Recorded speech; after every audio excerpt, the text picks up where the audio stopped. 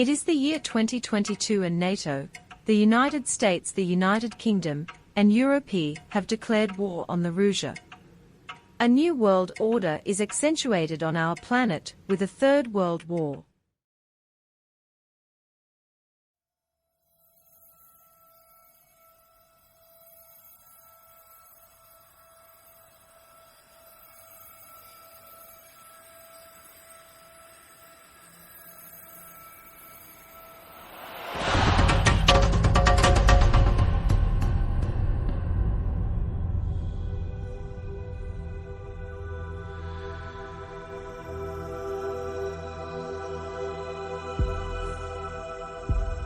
...11 de marzo del 2022, el presidente ruso Vladimir Putin y el Kremlin ordenan a las fuerzas nucleares rusas alerta máxima y el mundo entra en DEFCON 1 y está a 2 minutos de una guerra nuclear. Can you tell me and tell the world whether you believe President Putin is trying to scare the rest of the world and Ukraine by mentioning the nuclear option? Can you tell me that? And can you tell me that he would never use a nuclear weapon? Two things. I would disagree with you. Firstly, President Putin was not the one who ruined Minsk Accords. Okay. That was Ukrainian side. This is number one. Number two, Ukrainian, after the collapse of the Soviet Union, handed in all the nuclear weapons to the Russian Federation. But unfortunately, in the year of 2022, just a couple of months ago, in Munich conference, President Zelensky started to speak about possibility of generating a nuclear arms on the territory of Ukraine. And most probably you have witnessed it. I was actually there, Dmitry, and I actually interviewed him, and I do remember him saying, look what we have got for giving up our nuclear weapons. And the real issue is now, what do you expect other countries to do when you ask them to give up their nuclear weapons? Because, you know, territorial integrity and sovereignty has been violated again. Even your friends, the Chinese, have said they respect every nation's territorial integrity and sovereignty, including Ukraine's. Could I quickly ask you, though, I need to ask you this, because the world is afraid, and I want to know whether Putin intends the world to be afraid of the nuclear option. Would he use it? President Putin intends to make the world listen to and understand our concerns. We've been trying to convey our concerns to the world, to Europe, to the United States, for a couple of decades, but no one would listen to us. And before it is too late, it was a decision to launch a special operation, military operation, to get rid of entire Russia that was created next to our borders. What? To get rid of Russia? Anti-Russia. Because Ukraine started to be, it was formed by the Western countries, anti-Russia. Okay. This is the problem. Okay, look, Ukraine is a country, sovereign, it's recognized by the United Nations, it's been around for a very, very long time, but I just want to know, I want to ask you again, is President Putin, because again, the Finnish president said to me that when he asked Putin directly about this, because President Putin has laid that card on the table, President Putin said that if anybody tries to stop him, very bad things will happen. And I want to know whether you are convinced or confident that your boss will not use that option. Well, we have a concept of domestic security. And, well, it's public. You can read all the reasons for nuclear arms to be used. So if it is an existential threat for our country, then it can be used in accordance with our concept.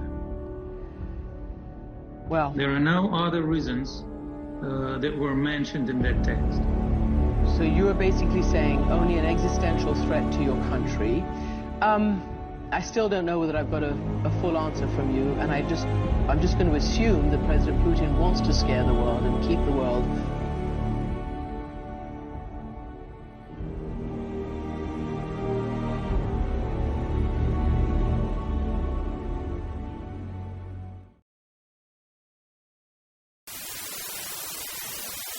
Ukrainians we saw and talked to, whether they were in uniform, out of uniform, school teachers, even children. This extraordinary courage that's come up, and it was in his eyes, and it is clear to me that the Ukrainians will win this. The question is, at what cost? Did they have, in those early hours, I know that Trump gave them javelins, I know that they had some defenses, but if you go back to the Budapest Agreement, they were at the time the third largest nuclear power in the world. And they made an agreement that they'd give those weapons to Russia to be destroyed in exchange for protection from Russia, Great Britain, and the U.S. Lesson to be learned here, don't give up your nuclear weapons if you have them, because you can't believe people like Vladimir Putin. Well, even countries that have nuclear weapons can remain intimidated to use them, and we're seeing that now with our own country. And I fear what that legacy is going to be. No one wants to see a nuclear conflict. I don't want to see one. Nobody does. At the same time, if only one bully is going to be able to use those weapons as a threat, we got to rethink what we're doing. See, I think the West made a mistake in this build-up that Putin, as he brought in 10... So you have also just come from Bucha. You came by train to Ukraine and then you went to Bucha. What does it mean to witness that firsthand? It is horrible. There are almost no words that can explain what I saw there. I had the mayor who explained to me what had happened. There were still the bodies. So atrocious, unbelievable, shocking. This is the brutal face of Putin's war. And we had another attack this morning just before you arrived, a brutal missile attack on a station that's a hub for evacuations from the eastern town of Kramatorsk. Dozens of people are dead. The number keeps rising. Dozens are injured. What does this mean to you as you are in the process of thinking every minute on how to increase the punitive pain? It is even strengthening the determination we have to not have Putin do this. He has to fail. He has to fail. And Ukraine has to win this battle with our support. Therefore, we have just been discussing with the Prime Minister where we can step up, be it sanctions, be it financial support, be it support with the refugees and the internally displaced, and of course support for arms. The Ukrainians need arms. They are so bravely fighting, and they will get more arms. Okay. Это как в Буче. Вот мы обсуждали эту политику. Все кричат. Надо было ввести очередной пакет, нам это известно. Мы сегодня обсуждали подробно эту их спецоперацию, психологическую операцию, которую провели англичане. Если вам кому-то нужны адреса, пароли, явки, номера автомобилей, марки их, на которые приехали в Бучу, и как это делали, ФСБ России может представить эти материалы. Если нет, то мы можем в этом плане помочь. Если бы только с военной операцией Россия хоть чуть-чуть запоздала, то по территории России готовились нанести, как они считали, сокрушительный удар по соседним областям. Что это возможно, мы сегодня четко в этом убедились. We cannot block the reserves of the Russian bank who are in Moscow or in China. And on the last years, Russia has been placing their reserves more and more in countries where we could not block. Russia has been preparing financially.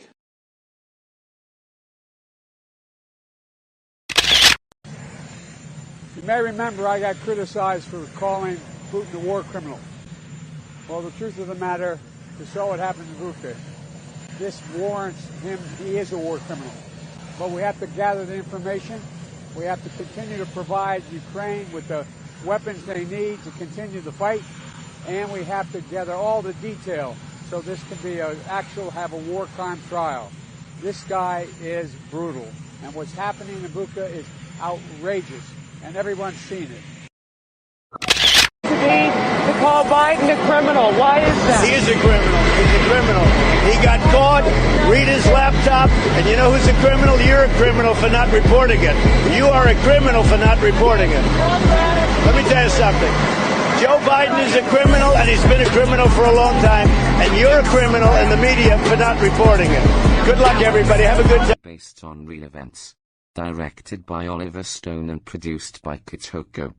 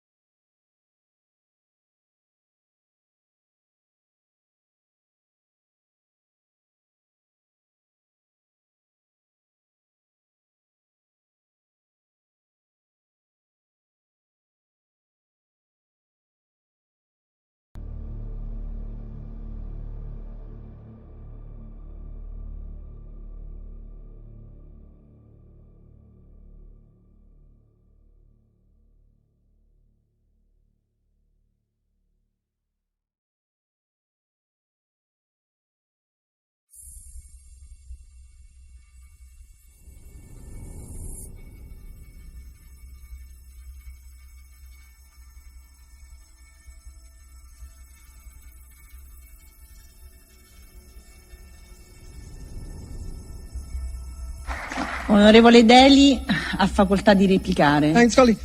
I would love colleague Jambaski to tell me any circumstance in which NATO has played a productive role or delivered peace anywhere. History has taught us that sanctions do not end military conflicts. They do not bring peace. They make the people suffer, not the oligarchs, the people of Russia, the people of Europe. And they're not going to help save lives, because the more arms you pump into Ukraine, the more the war will be prolonged, the more Ukrainians will die. And it might sound radical, colleagues, but the answer to war is not more war, it's peace. And peace isn't delivered by the barrel of a gun, it's delivered by diplomacy, by dialogue. You can wish away your continent's history, but we share a continent with Russia. We will sit down with Russia. There will be a negotiated peace, and this organisation should be promoting it earlier rather than delaying it and making sure that more Ukrainians die. Your feigning of sympathy rings hollow. It makes me sick, to be honest with you.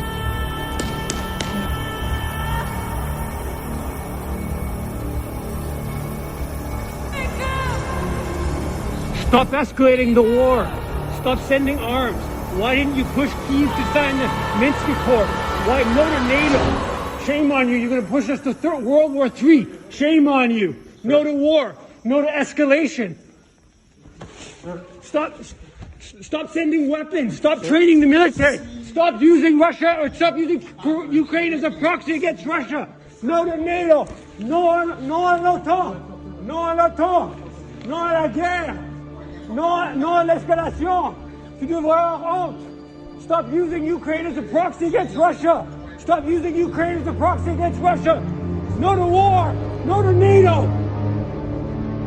Vladimir Putin, presidente de Rusia, activa su fuerza nuclear como respuesta a las sanciones y la actitud agresiva de miembros de la OTAN. Приказываю министру и начальнику генерального штаба перевести силы сдерживания российской армии в режим, в особый режим несения боевых действий. Вчера, после заявлений киевского режима о готовности к переговорам, активные боевые действия на основных направлениях операции были приостановлены. После того, как украинская сторона отказалась от переговорного процесса, сегодня всем подразделениям был отдан приказ о развитии наступления на всех направлениях в соответствии с планом проведения операции. Hace apenas una semana, el pasado 19 de febrero, el mandatario ruso exhibió su arsenal nuclear. Sus fuerzas armadas probaron todos los misiles de nueva generación al mismo tiempo que